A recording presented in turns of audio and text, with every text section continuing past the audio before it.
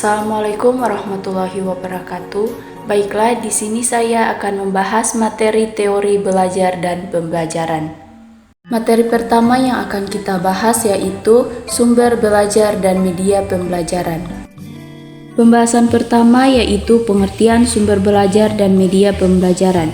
Sumber belajar adalah semua sumber seperti pesan, orang, bahan, alat, teknik, dan latar yang dimanfaatkan peserta didik sebagai sumber untuk kegiatan belajar dan dapat meningkatkan kualitas belajarnya.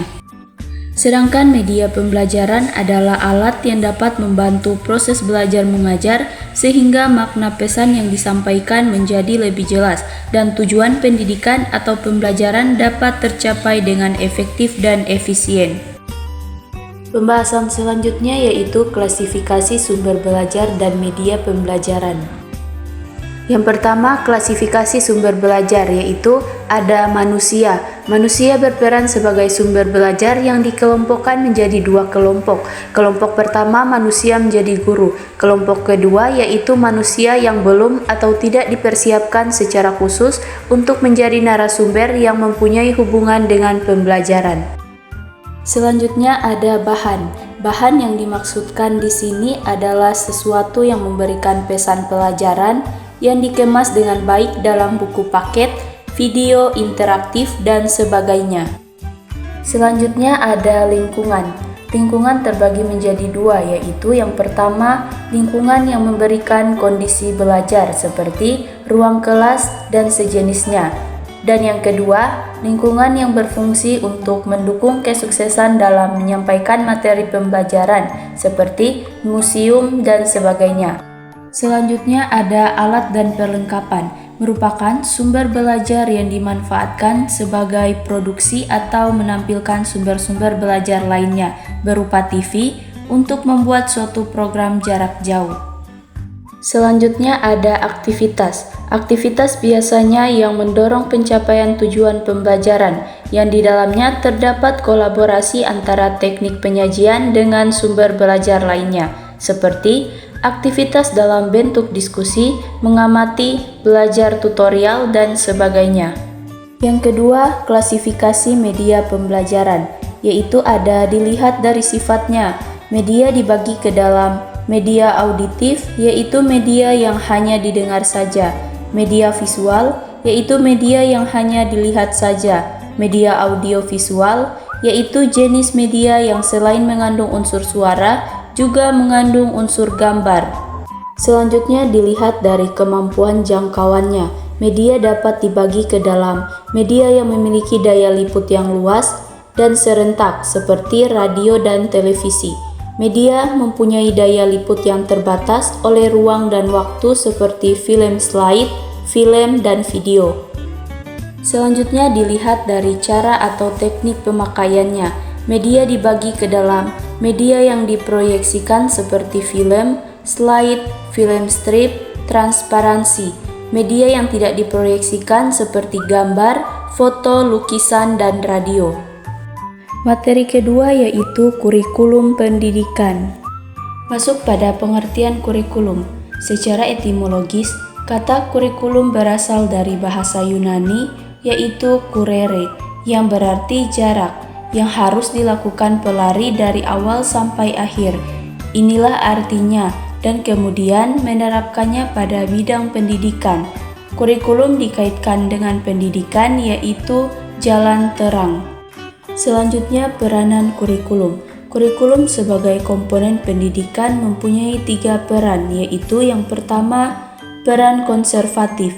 Peran ini menekankan bahwa program merupakan sarana untuk mencapai tujuan tersebut, menyampaikan dan menjelaskan nilai-nilai budaya kepada siswa. Yang kedua, peran kreatif. Peranan kreatif lebih menekankan bahwa kurikulum dapat mengembangkan sesuatu yang terkini sesuai dengan perkembangan zaman dan kebutuhan masyarakat, untuk saat ini maupun di masa depan. Pendidikan yang hakikatnya tidak hanya digunakan untuk saat ini tetapi juga untuk masa depan. Yang ketiga, peran kritis dan evaluatif. Peranan ini dilatar belakangi oleh perubahan dalam nilai-nilai budaya dalam kehidupan bermasyarakat. sehingga dalam transmisi nilai-nilai budaya harus memperhatikan perubahan yang ada. Selanjutnya masuk pada fungsi kurikulum. Berkaitan dengan fungsi kurikulum, Alexander Inglis mengemukakan 6 fungsi kurikulum untuk peserta didik. Yang pertama, fungsi penyesuaian. Karena individu hidup dalam suatu lingkungan, sedangkan lingkungan selalu berubah dan dinamis, sehingga setiap individu harus mampu beradaptasi secara dinamis. Yang kedua, fungsi integrasi. Kurikulum berfungsi mendidik pribadi-pribadi yang terintegrasi, oleh karena individu itu sendiri merupakan bagian integral dari masyarakat. Maka, pribadi yang terintegrasi itu akan memberikan sumbangan dalam rangka pembentukan atau pengintegrasian masyarakat. Yang ketiga, fungsi diferensiasi. Pada dasarnya, diferensiasi akan mendorong masyarakat untuk berpikir kritis dan kreatif, dan ini akan mendorong kemajuan sosial di dalam komunitas. Yang keempat, fungsi persiapan. Artinya, kurikulum harus mampu memberikan pengalaman belajar bagi anak, agar mereka dapat melanjutkan studi ke jenjang yang lebih tinggi dan hidup bermasyarakat. Yang kelima, fungsi pemilihan. Merupakan fungsi program untuk memberikan kesempatan belajar kepada setiap siswa sesuai dengan bakat dan minatnya. Dan yang keenam, fungsi diagnostik.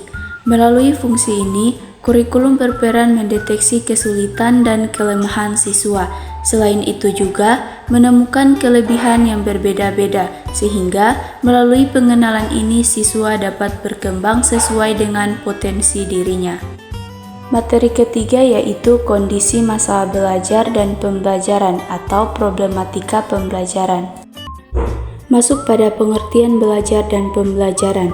Yang pertama, pengertian belajar. Belajar adalah suatu proses atau upaya yang dilakukan setiap individu untuk mendapatkan perubahan tingkah laku, baik dalam bentuk pengetahuan, keterampilan, sikap, dan nilai positif sebagai suatu pengalaman dari berbagai materi yang telah dipelajari.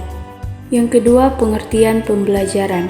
Pembelajaran adalah proses interaksi antara peserta didik dengan pendidik, baik secara langsung maupun secara tidak langsung, seperti kegiatan tatap muka maupun secara tidak langsung, yaitu dengan menggunakan berbagai media pembelajaran.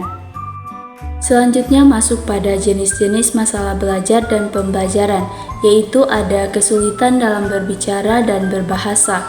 Misalnya yang pertama, pengucapan suara yang tertunda. Yang kedua, keterlambatan dalam mengungkapkan pikiran atau gagasan melalui bahasa yang benar dan tepat. Yang ketiga, keterlambatan dalam hal pemahaman bicara. Selanjutnya ada permasalahan prestasi akademik. Misalnya yang pertama penundaan membaca, yang kedua penundaan menulis, yang ketiga penundaan berhitung. Selanjutnya ada kesulitan dalam mengkoordinasi gerakan anggota tubuh dengan masalah bicara, bahasa, dan kemampuan akademik. Misalnya dalam kedua masalah ini, gangguan koordinasi tubuh dapat menyebabkan kesulitan menulis, mengeja, dan memori yang buruk. Selanjutnya masuk pada faktor penyebab kesulitan belajar.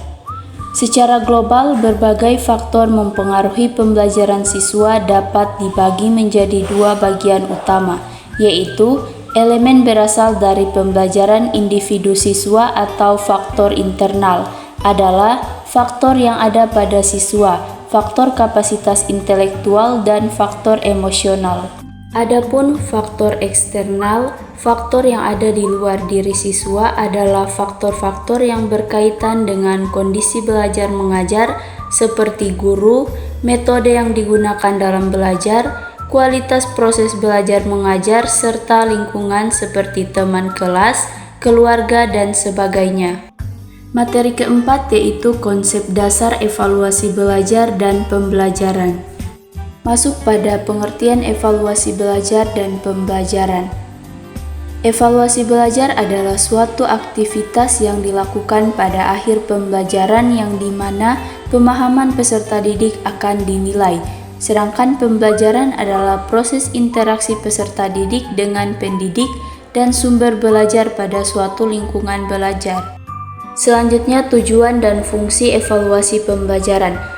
Masuk pada tujuan evaluasi pembelajaran, yaitu yang pertama, mengukur keberhasilan tujuan.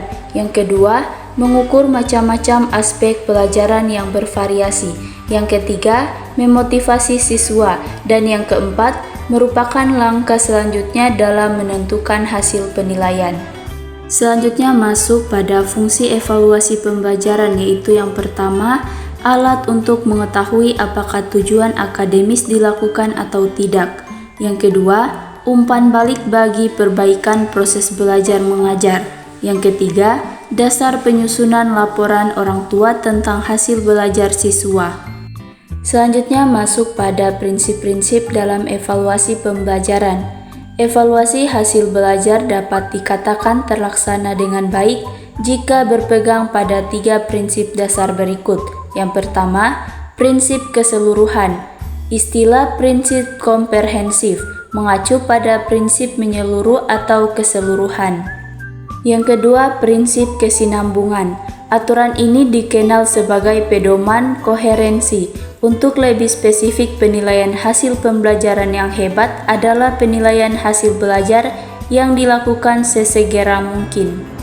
Yang ketiga, prinsip objektivitas. Prinsip objektivitas menyatakan bahwa evaluasi hasil belajar dapat dianggap memuaskan apabila bebas dari faktor subjektif. Sekian penjelasan materi dari saya, semoga dapat bermanfaat. Wassalamualaikum warahmatullahi wabarakatuh.